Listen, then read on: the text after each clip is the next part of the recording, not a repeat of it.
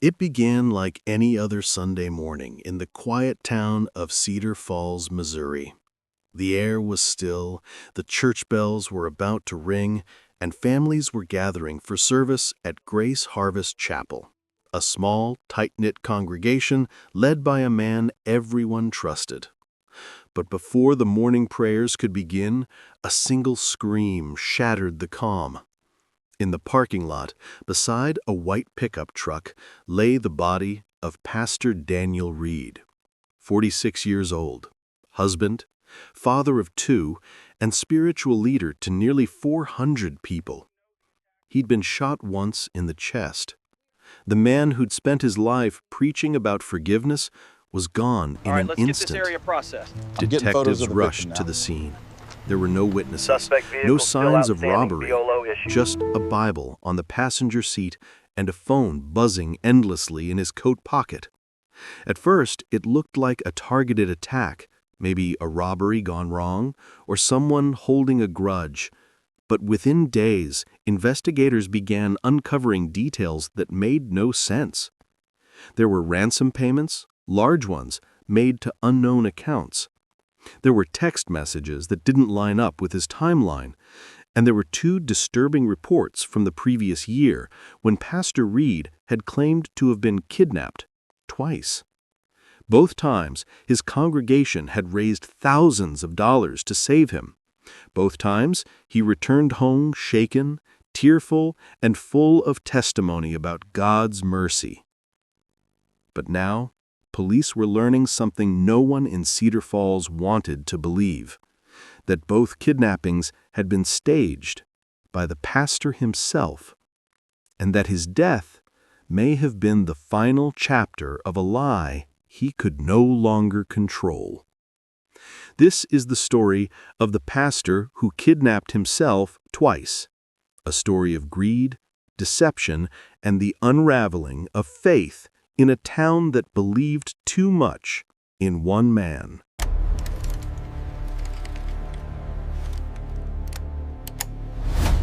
Every secret has a cost. Before the tragedy in the parking lot, before the sirens and the blood, Cedar Falls knew Pastor Daniel Reed as a man of unwavering faith. He wasn't born into privilege, he was born into struggle. The son of a factory worker and a grocery clerk, Daniel grew up in a small house on the edge of town. He wasn't the type of boy anyone imagined would lead a church one day. He was quiet, thoughtful, always asking questions that seemed too heavy for his age. Questions about why bad things happen to good people and why some prayers seem to go unanswered. When his father died in a workplace accident, Daniel was only 15. The loss crushed him, but it also changed him. He started spending more time in church, volunteering to clean pews, help the elderly, and lead small prayer groups. People began to notice his voice, calm, confident, and persuasive. By 22, Daniel had found his calling. He trained under a traveling evangelist, learned how to preach, how to move a crowd, how to make people believe that hope still lived inside broken lives.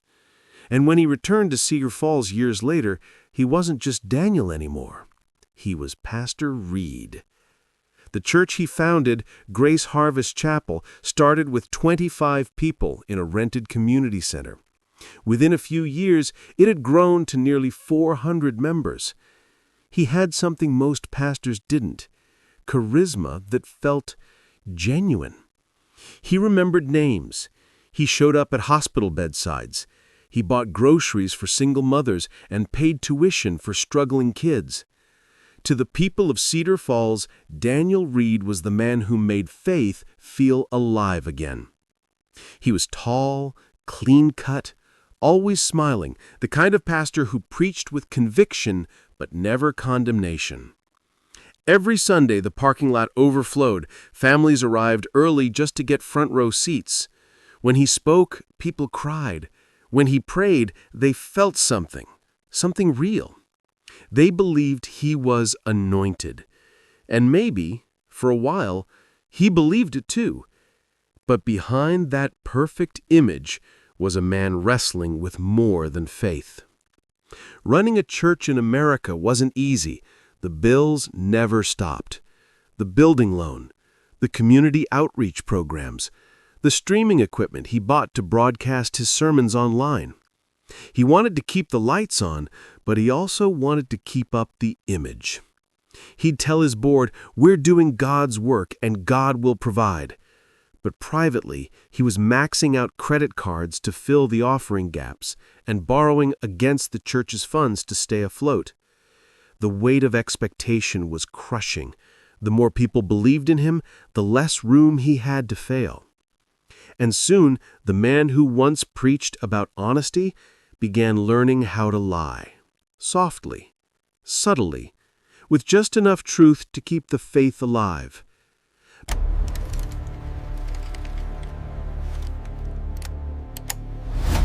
Every secret has a cost. Members adored him, but his marriage was beginning to strain. His wife, Laura Reed, had always been his quiet anchor, gentle, steady, loyal. But she could see what others didn't. She saw the late nights, the unopened bills, the fake smiles. She saw how he'd stare at the ceiling for hours after a sermon, whispering to himself about debts, pressure, and keeping appearances. At home, he wasn't the confident pastor. He was a man drowning in the success he'd built. Laura once told a friend, "Daniel's the kind of man who wants to save everyone, even if he loses himself doing it." Those words would soon become prophecy. The first visible crack came in early spring. The church accountant raised questions about missing funds. Small amounts at first, just a few $100s. Pastor Reed explained it away as a mix-up in online donations. Then, a few months later, one of the board members discovered that Daniel had taken out a private loan, using the church's property as collateral without consulting anyone. When confronted, he promised he was just bridging a financial gap and would repay it once new blessings came in. They believed him. They always did. Because it was easier to trust a man of God than to doubt one. But by the following year, the debts had grown unbearable. The donations that once came so easily were slowing down. Attendance dipped. Online giving dried up. They believed him. They always did. Because it was easier to trust a man of God than to doubt one. But by the following year, the debts had grown unbearable. The donations that once came so easily were slowing down. Attendance dipped. Online giving dried up. And that's when Daniel began to change. He preached longer, louder, more desperately, almost as if trying to convince himself. He spoke of spiritual warfare and enemies of progress. He told his congregation that dark forces were rising against the ministry. At first, people thought it was just metaphorical preaching, but it wasn't. Because in his mind, the enemy was real, and it was closing in fast. Around that time, Daniel confided in his wife that he was being followed. He said strange cars were parked outside their house late at night. He said anonymous letters had been slipped under the church door, threats demanding money. Laura thought it was stress talking, but Daniel looked terrified. He told her, "They said they'll ruin me if I don't pay. They know things about the church I can't let out." Whether it was true or not, she couldn't tell. All she knew was that her husband had begun to unravel. His calm replaced by paranoia. His prayers replaced by panic. By late autumn, something shifted permanently inside him. Daniel stopped attending board meetings. He locked his office. He avoided eye contact with longtime friends. And then, one Friday evening, after leading a revival service, he disappeared. His car was found abandoned along a country road outside town. His phone was switched off. And hours later, a chilling text message arrived at the church office. "We have your pastor. Do not call the police. Bring $25,000 if you want to see him alive." For the people of Cedar Falls, it was unthinkable. Their pastor kidnapped? The town went into chaos. Vigils were held. Members wept in the parking lot, praying for his return. Local news covered the story. Donations poured in. Within days, they raised the money. An envelope was dropped at an agreed location. And just as suddenly as he'd vanished, Pastor Daniel reappeared. He said he'd been blindfolded and held in a basement by men who called him a false prophet. He said they beat him, threatened him, and then released him when he began to pray. The congregation rejoiced. They called it a miracle. They called it proof that God protected his servant. But one person didn't celebrate: his wife. Laura watched him tell the story from the pulpit, tears streaming down his face, his voice trembling. But she knew him too well. The fear in his words didn't sound like trauma. It sounded like performance. And deep inside, she felt a chill she couldn't explain. Because for the first time in their marriage, she didn't believe him. In the months to come, that doubt would turn to suspicion, and that suspicion would lead to a discovery so shocking it would destroy everything they'd built and end with the man she loved lying dead beside his car. But before the truth came out, Pastor Daniel Reed would vanish one more time. This time, for good. When Pastor Daniel Reed reappeared after being gone for 4 days, the whole town exhaled at once. He came home bruised, thin, shaken, wrapped in a blanket as officers helped him out of a patrol car. The congregation gathered outside his house, singing hymns through tears. To them, this was nothing short of divine intervention. Their pastor had survived what no one else could. He told the police that he'd been taken by 2 masked men while driving home from church late at night. He said they forced him into a van, tied his hands, and demanded money. They told him to keep quiet, that if he called the police, they would come back for his family. But as the story unfolded, detectives started noticing small inconsistencies. The timeline didn't add up. His car had been found only a few miles from town. No signs of forced entry, no fingerprints other than his own. There was no security footage of any van, no witnesses who saw him being taken. Still, Pastor Reed insisted it was real. He said he'd been praying non-stop during his captivity, promising God that if he made it out alive, he'd dedicate his life entirely to helping the poor. The church believed every word. The following Sunday, the sanctuary overflowed. People traveled from nearby towns just to see him, to hear the miracle in his own voice. Standing at the pulpit, pale and weak, he told his story like a sermon of survival. He spoke about faith in the darkness, about how God fights battles we never see, and as he spoke, people wept openly. He described the moment he thought he'd die, and how, in his words, a light filled the room and his captors fled in fear. It sounded like something out of Scripture. Donations poured in. The church board collected offerings for security upgrades and outreach programs. Some of that money went straight into a separate account, an account only the pastor had access to.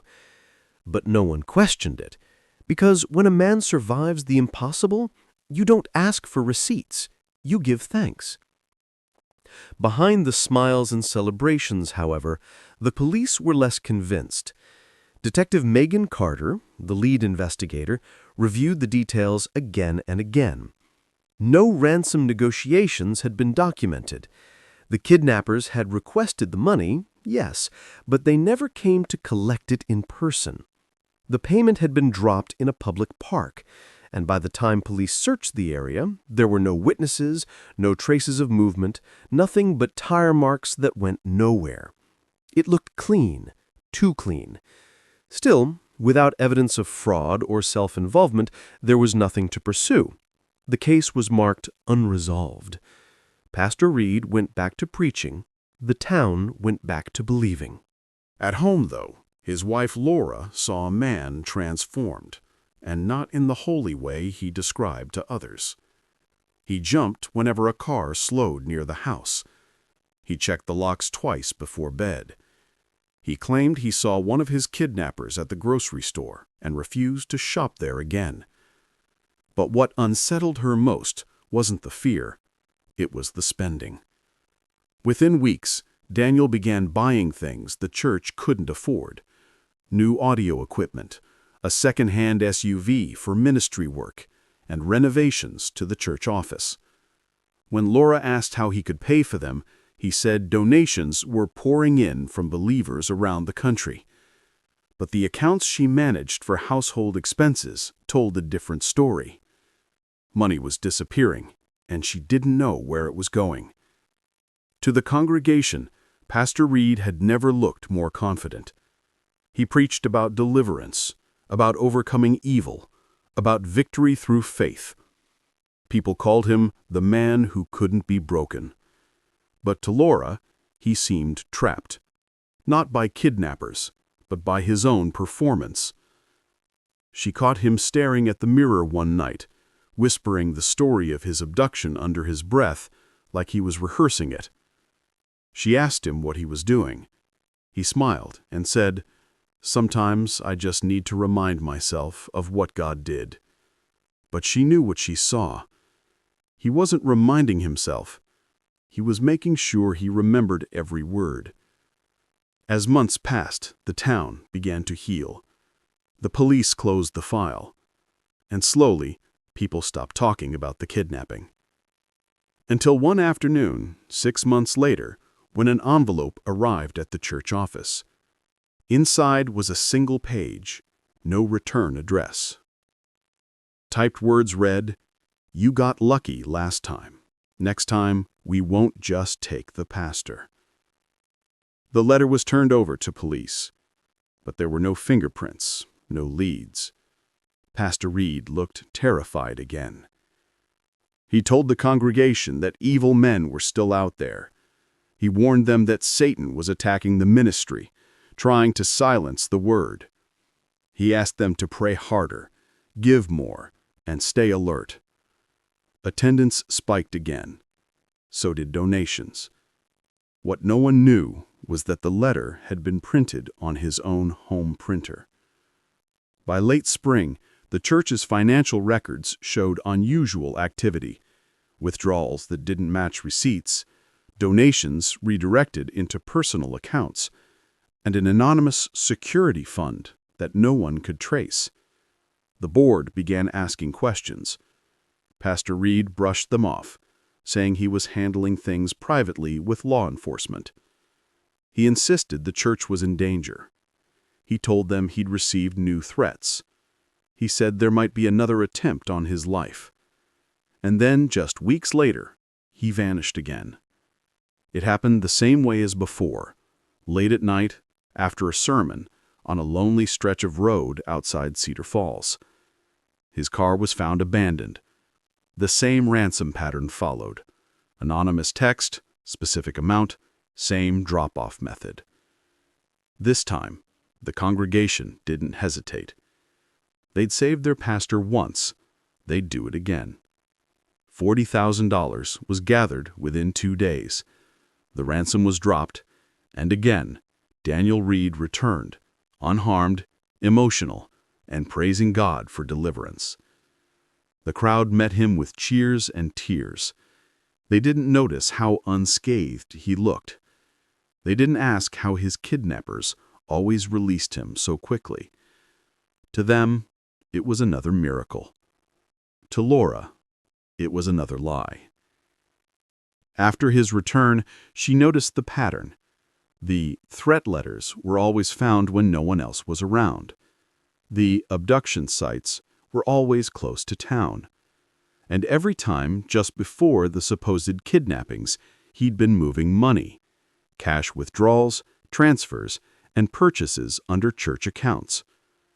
One night while he slept, Laura checked his briefcase.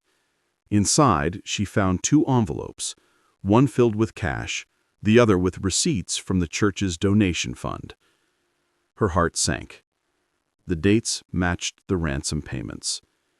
The truth hit her like cold wind. The kidnappers never existed. There was only Daniel. The next morning, she confronted him. He denied it at first. Then his voice cracked. He told her the church was drowning in debt, that he'd faked the kidnappings to buy time, to raise money, to keep the ministry alive. He said, "I did it for them, Laura. I did it for God." But she knew it wasn't true. It wasn't for God. It was for pride, the kind that can make a man of faith believe he can cheat consequence. She made him promise it would never happen again. He swore it wouldn't. He begged her not to tell anyone. She stayed silent. For love, for shame, for fear. But silence, like guilt, doesn't stay buried forever. In Cedar Falls, the pastor's miracle had already begun to fade. Whispers replaced worship. Doubt crept into the pews.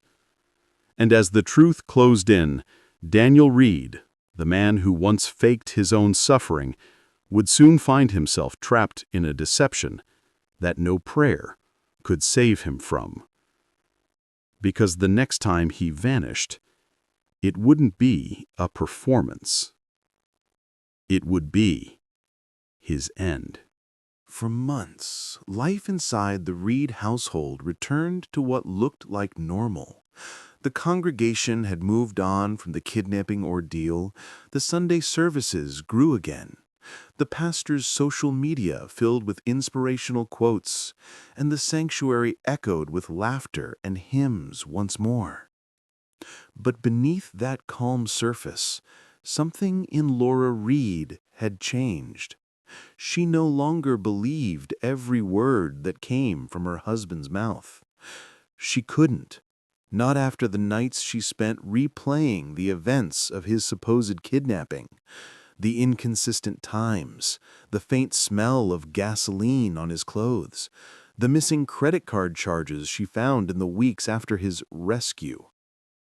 It started with small doubts, a few receipts that didn't match his story, a hotel booking under a name she didn't recognize, an email on his laptop about a cash withdrawal made in a city he claimed he'd never visited. Laura didn't want to believe it. This was her husband, her pastor, the man she'd shared her prayers and dreams with for nearly 20 years. But the evidence was no longer silent, and in her heart she began to wonder, what kind of man hides behind the word of God to stage his own suffering? One night, after Daniel had fallen asleep, Laura opened the small lockbox he kept inside his study desk. Inside were church documents, old tithing records, and a small, unmarked envelope.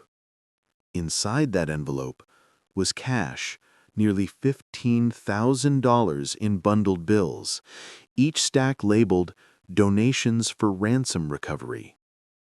Her hands shook. She counted the money twice, then sat frozen in the quiet of the room, realizing what it meant. Her husband hadn't just lied to her, he had stolen from his own congregation. Over the next few days, Laura quietly began her own investigation. She went through old bank statements, reviewed text messages, even searched through his sermons for clues. And what she found painted a chilling picture. There were transfers to untraceable prepaid accounts. There were messages from unknown numbers that appeared to be staged conversations. and one particular text thread between Daniel and someone saved as Brother M described the timing of his disappearance, the ransom amounts, and what to say when he returned. The same messages that had once comforted her during his kidnapping were written by Daniel himself. The truth settled like cold stone in her chest. Her husband had orchestrated everything: the abduction, the ransom, the tears, all of it. And the realization didn't just break her heart, it shattered her faith. Because for Laura, this wasn't just betrayal by a man, it was betrayal by the person who claimed to speak for God. Weeks passed before she confronted him. In that time, Laura kept her distance. She prayed alone. She sat in church but no longer heard the sermons. Every word Daniel spoke from the pulpit now sounded rehearsed, like another performance in a life built on deception. Then, one evening, while he was preparing notes for a Sunday message titled "Deliverance in the Desert," Laura quietly approached his desk. She placed the envelope of cash in front of him. He froze. "Where did you find that?" he asked. Her voice was steady, but her eyes told the truth. "I found it where you hid it. The money they gave to save you." For a long moment, Daniel said nothing. Then, almost as if a burden had been lifted, he sat back and exhaled. "I was desperate," he said. "You don't understand the pressure. The church was struggling. I had to do something to keep it alive." Laura's voice trembled. "So you lied to them? You faked a kidnapping and took their money? You made them cry and pray and plead for your life, for you." Daniel tried to defend himself. He talked about debts, about donations drying up, about wanting to keep faith alive through a temporary act. But every word he said sounded smaller, weaker, less human. For Laura, there was no redemption in what he'd done. Only a realization that the man she'd once called a vessel of truth had become trapped in his own illusion. She walked away that night, taking nothing but her phone and a folder of evidence she'd gathered. Within days, rumors began spreading quietly through the church. Some members noticed Laura hadn't attended services. Others whispered about strange bank audits and conversations between her and the church's treasurer. It wasn't long before the whispers reached Daniel himself. He tried to hold his congregation together, preaching forgiveness, cautioning them not to believe gossip. But people began asking questions he couldn't answer. Why were ransom funds withdrawn from his account? Why did his story change every time he was asked? Why did Laura suddenly move out of the family home? By the following month, Grace Harvest Chapel was divided. Half the members still loyal, the other half demanding an explanation. In desperation, Daniel called a special Sunday meeting to address the issue. But Laura didn't show up. Instead, that same night, she met privately with two deacons and turned over everything she'd found: the receipts, the texts, the envelope of cash, and her written statement. Her words were simple but devastating. "I love my husband, but I can't protect this anymore. The truth belongs to the church." The deacons promised to handle it discreetly, but within 48 hours, the truth was everywhere. Local media began calling. Detectives reopened the previous kidnapping reports. And Daniel Reed, the beloved pastor of Cedar Falls, was no longer seen as a victim. He was now the suspect. In the days that followed, his life unraveled completely. Members stopped coming to service. Donors pulled their support. And Laura, now living with her sister, filed for legal separation. Daniel withdrew from public life, spending hours alone in his office, staring at the pulpit that had once made him powerful. The same place where he'd preached salvation had now become a mirror of his own downfall. And as the investigation deepened, one haunting question remained. Was Daniel Reed merely a desperate man who made a terrible mistake? Or was he a manipulator so skilled he believed his own lies? Whatever the answer, one thing was certain. His secret was no longer hidden, and someone, somewhere, would make sure he paid for what he'd done. By late autumn, the town of Cedar Falls had turned cold, both in weather and in spirit. The leaves fell heavy and wet, and the church that once overflowed with Sunday voices now sat half empty, its doors creaking in the wind. Inside that silence, Pastor Daniel Reed lived like a man already gone. The investigation into his staged kidnappings was now public record. Authorities had traced multiple transactions linking ransom funds to his personal accounts. News stations ran his photo under the headline, "Pastor Faked His Own Kidnapping." In a town built on faith, his name had become a warning. Daniel avoided the grocery store, the diner, even his own mailbox. Everywhere he went, eyes followed him. The pastor who once baptized children now walked the streets as if seeking forgiveness no one could give.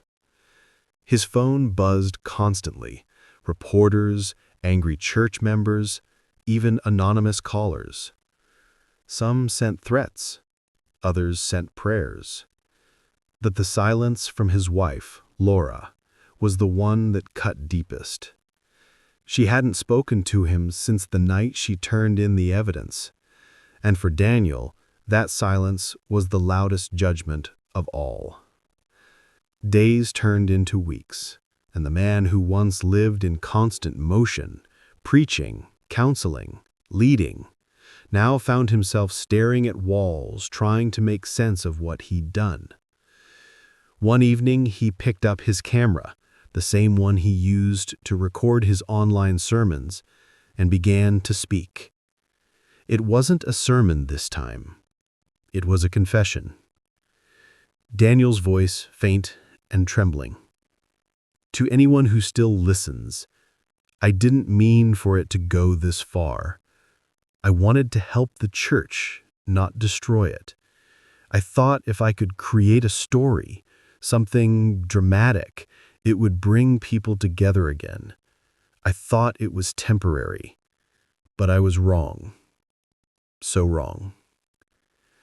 He paused, eyes hollow, looking into the lens as if he were staring into the judgment of heaven itself. If Laura hears this, I'm sorry. I lost myself. I used the name of God to cover fear and greed. I don't know how to make it right anymore. He ended the recording but never uploaded it. The file stayed on his computer, a final plea no one would hear until much later. That same night, Daniel drove out of town, heading down the back road that led to the old river bridge, the same route he had once claimed his kidnappers had taken him. Neighbors saw his truck parked there for hours. Some said they saw him praying. Others said he was arguing with someone on the phone. But no one approached. When he returned home after midnight, the front porch light was still on. Laura's car was gone. The house was empty.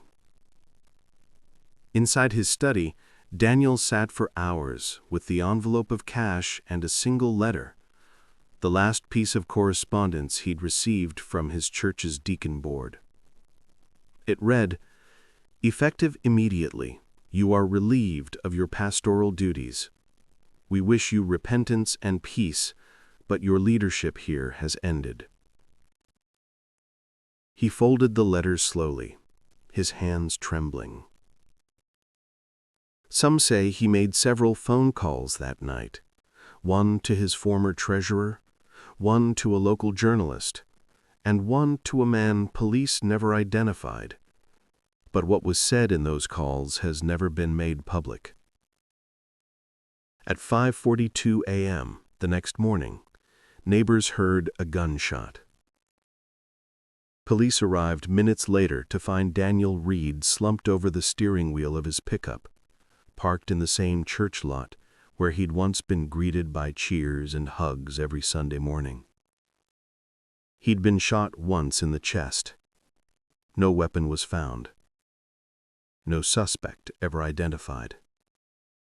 At first, investigators considered suicide, but the forensics told a different story.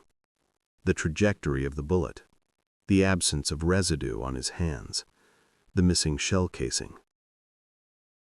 It wasn't self-inflicted. Someone else had pulled the trigger. But who? No one knew. No fingerprints, no witnesses, no camera footage. The police interviewed several people, church members who'd lost money, a man Daniel had borrowed from, even Laura herself. But every lead led to another dead end. What they did find, however, was Daniel's final confession, the recording he'd made the night before. It was found still on his laptop, saved under the name Deliver Me. The recording was entered into evidence, but it revealed no mention of threats or names, just guilt, and a haunting sense that Daniel knew his time was running out. After his death, the story divided Cedar Falls once more. Some said it was divine justice, that a man who deceived the faithful met a fate of his own making.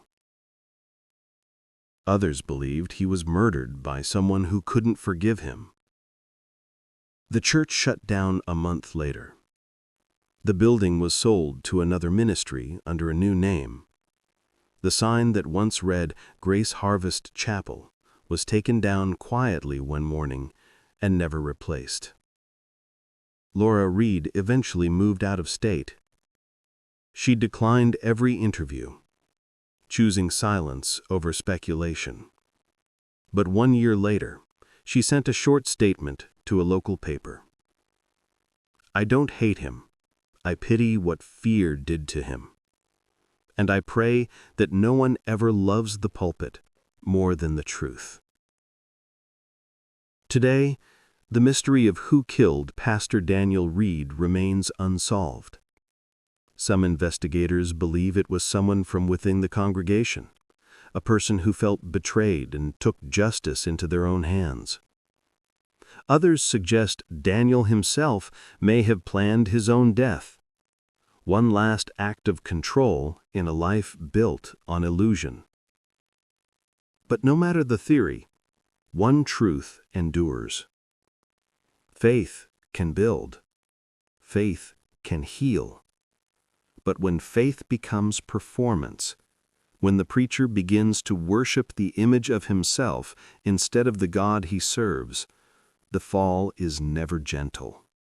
In the end, the story of Pastor Daniel Reed isn't just the story of one man's deception. It's the story of what happens when faith becomes theater, when the line between ministry and manipulation fades beneath the weight of ego and desperation. He began with conviction, built a church on love, and ended with a lie that consumed everything he ever built. A wife's faith was broken, a community's trust was shattered, and a man who once claimed to be chosen by God died in the very shadow of his own creation. The truth about what happened that final night may never be known, but the lesson is painfully clear. When truth is traded for power, and image becomes more sacred than honesty, Even a sanctuary can turn into a stage. Because in every lie we tell, something holy dies quietly behind it. And in Daniel Reed's case, it was everything. This has been another story from Crime Vault, where every secret has a heartbeat, and every truth we uncover reminds us just how fragile belief can be. Every secret has a cost. If you were drawn into this story, don't forget to subscribe to Crime Vault, where we bring Every truth secret to has a life, cost. one story at a time. Every secret has a cost.